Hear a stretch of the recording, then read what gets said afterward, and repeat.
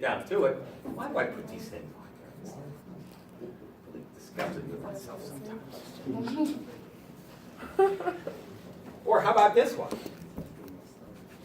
The so-called flesh-eating bacteria that you hear about from time to time in the news. And it's really very sensationalized. It's rare. It's very rare.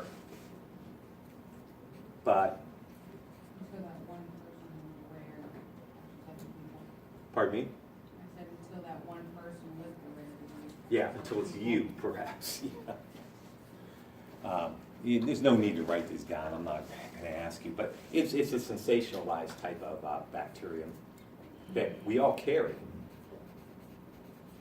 We're all carrying this particular type of staphylococcus. It's very common on our skin, in our nasal passages, but typically is not an issue. It only can become an issue when your immune system is compromised, or if you're just generally in poor health. So it's not something any of us have to get freaked out about and worry about. But what it does is the bacteria literally attacks the skin cells, producing a toxin-like material that breaks down the skin cells. Hence the name flesh-eating disease. My sister was telling me she's a nurse at the Cleveland Clinic, and she's in the surgical care ICU there. And she was telling me about a patient she had a few years back who had that.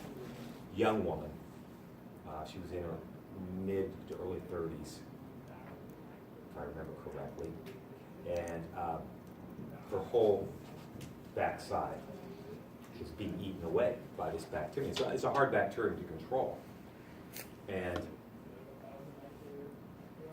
lifelong, pretty much lifelong, or for many years, drinking, alcoholic, drug abuser, smoker. So it left her wide open to something like this. So kind of doing all the wrong things probably led to her condition. And her prognosis wasn't good. Certainly, even if she recovers, she's not going to have a normal life. I mean, she's only in her 30s, a young person. Livestock diseases. Yeah, any type of livestock we consume, cows, sheep, whatever, bacterial diseases can impact them. And of course, that impacts us at the grocery store. A lot of these have to be immunized, have to be protected from the bacterial disease. Or maybe if you have a big die-off of, I don't know, chickens or something, that increases the cost that we pay at the store. Likewise with plant diseases. There's not a crop out there that we grow that's not impacted by bacterial diseases, and a whole host of other afflictions, potentially. So we have to guard against that. That costs us, the consumer, money for just about everything we buy in terms of food. How about spoiled food?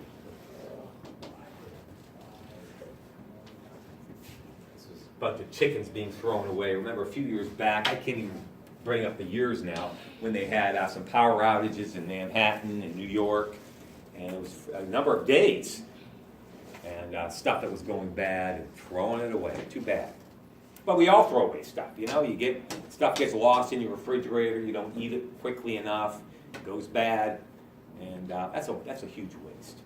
A lot of food is wasted in this country. Bacteria gets it. Sooner or later, it claims it. Okay, let's talk about the upside.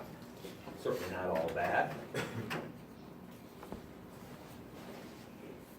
We can list some benefits to our body.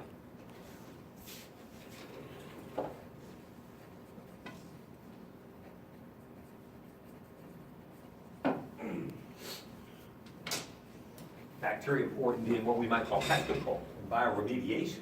We'll talk about those. Some foods depend upon bacteria in order to manufacture them.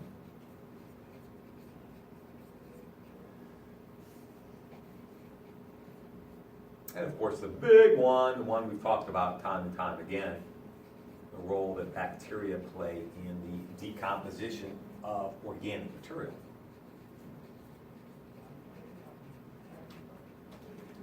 That's huge.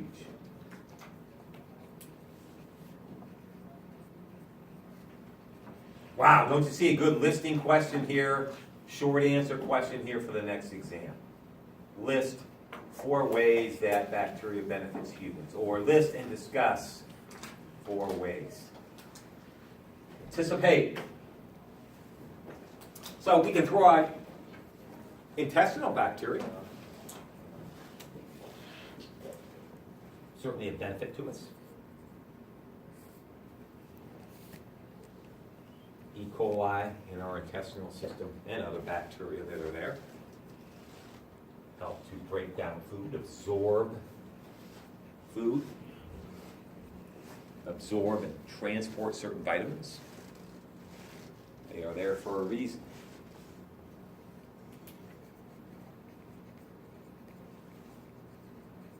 They are reproducing, and of course, when we do our business, anywhere from 30 to 40% of that business, for lack of a better word, fecal matter that we produce is bacteria. Think about it. It's in there reproducing. Cells die. Cells come out.